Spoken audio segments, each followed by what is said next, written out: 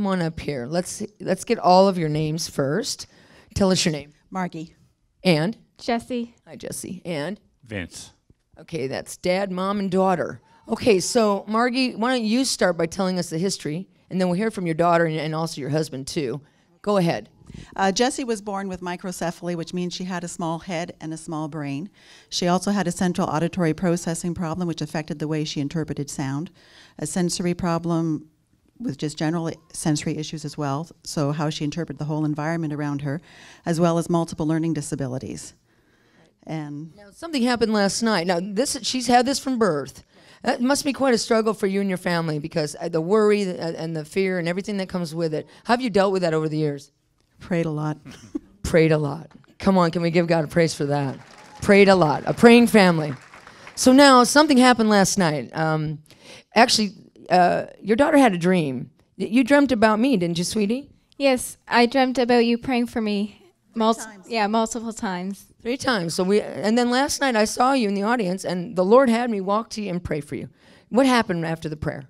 Well, after you prayed for me, I noticed something, like there was a lot of tension in my head because of the microcephaly, and it was just going away, and there was no tension, and it just was gone, and I had no headache. Do you normally have that tension all the time? Was it constant all the time? Yes, all the time. So it was pressure in your head all the time? Yeah. How is it right now? Nothing. There's no pressure there at all. Now, you reminded her of something. What were you just saying to her? She told us last night that it felt like there were big walls between every section of her brain, and those walls went down, so now her brain is communicating with itself.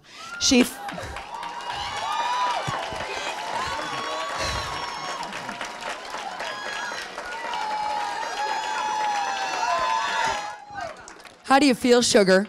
I feel really good and happy, and there's no anxiety at all. So you also had anxiety? Yes. Was that like constant in your whole life?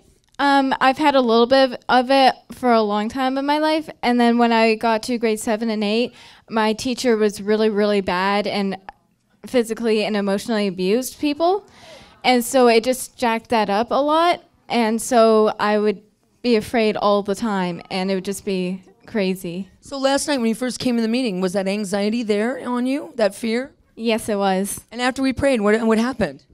It was almost instantly gone. Come on, let's give God a big praise, amen? So awesome.